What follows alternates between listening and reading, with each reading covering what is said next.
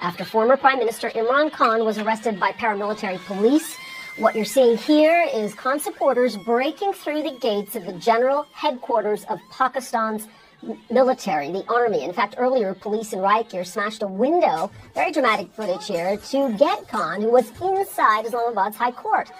Khan says the corruption charges against him are political, and his party calls the arrest, quote, an abduction. For more now from Khan's supporters and how they're responding to this arrest, I want to bring in Dr. Shireen Mazari. She's the senior vice president of Khan's political party in Pakistan, Tehreek-e-Insaf. And I want to thank you for joining us to give us more information on a developing story. It was clear to me anyway that Mr. Khan was tipped off about this somehow. His video was quite explicit, and it indicates that he knew that he would be arrested. Now, your party claims that all of this is politically motivated. What proof do you have of that? We know it's politically motivated because the charges that have been framed, there are over 100 cases, and a lot of them are frivolous. He named one army general as being responsible for the 2 assassination plots against him, which both were unsuccessful. And on that itself, I'm just giving you one example, he was charged with treason. So there's an absurdity about the cases, but more important, I want to correct, he was not arrested. He was abducted. He was in the Islamabad High Court in the court premises. The paramilitary troops, the Rangers came in. They broke the windows of the High Court building room where Khan was. And he was in a wheelchair because of his injury from the first assassination attempt. And he was dragged. He was beaten on his head with wooden sticks which had nails in them. He was then specially beaten kicked on his foot, the whole leg which was injured. He was dragged from the wheelchair on the ground and then abducted by the paramilitary forces. So let's be clear, this was not an arrest. This was an abduction. And what Khan had warned repeatedly, that if anything like that happened, we would not be able to control the anger of the people of Pakistan, and that anger is now being vented all across Pakistan. Well, and that's, I want to get to that. I want to get to that, but that seems to be something that your party is encouraging, and I want to ask you that question. I do want to point out that the government says that this is about corruption charges for which they say they have proof, but I have to ask you, you just said it, right? Pakistan is already at an incredibly fragile point. Why ask for protesters to get to the streets when you know it is a dangerous situation for them and for the country? We've already had one supporter of your former prime minister and your party shot dead.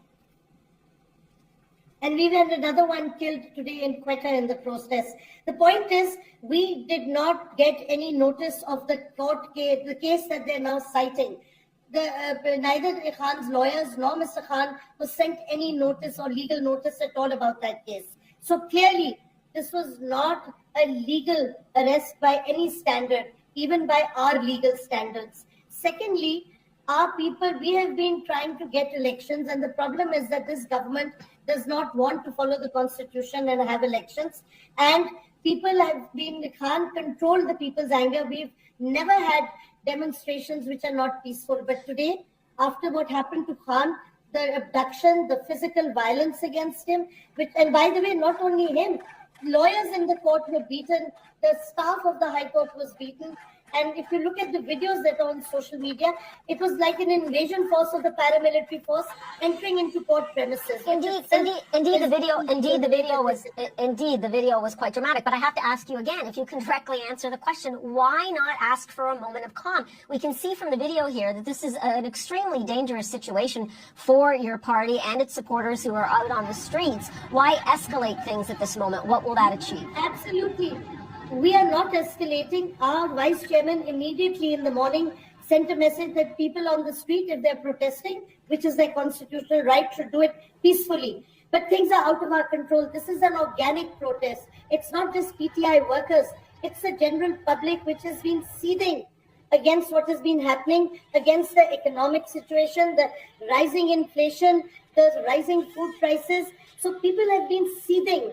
And this has been the last straw for the people. And once things spiral like this, it's very difficult for any leadership to ask them to stay calm. Only Imran Khan could have stopped them from getting violent, could have controlled the crowd.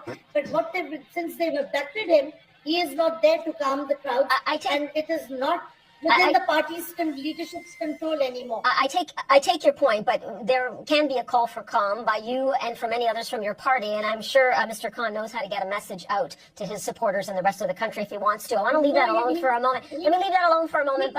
He cannot, excuse me, he cannot get a message out. We don't know where he is. He has been abducted and kept in the custody of the military, and he can't get any message out. We have tried to tell our political party leadership, the second and third tiers who are in different cities, but these are not our party workers only. This is the ordinary public over whom we do not have much control. Okay, but we will await. I have to leave that issue alone. We will await your pleas for calm then, as we see that things can rapidly, get out of control on the streets and that it is dangerous. I want to ask you though about the military's role in all of this. Mr. Khan has been accused of at one point being backed by the military and now being abandoned by it. What do you think? What role is the military playing at this hour with all of this? It's not a question of being abandoned. It's a question of the way that the regime change occurred, where the military literally took our allies and put them in Sindh House, which is a particular place in Islamabad, where they intervened directly, where the then military chief, the army chief, General Bajwa, publicly while our government was still there, he came out in a public statement and disagreed with the Prime Minister's position on foreign policy issues, where Mr. Bajwa then and the military did not allow, when Khan was the assassination attempt against him, Khan was not allowed to file an FIR, the first information report, naming people that he alleged were behind his assassination. So there is no rule of law or civilian writ anymore in Pakistan. It's not just a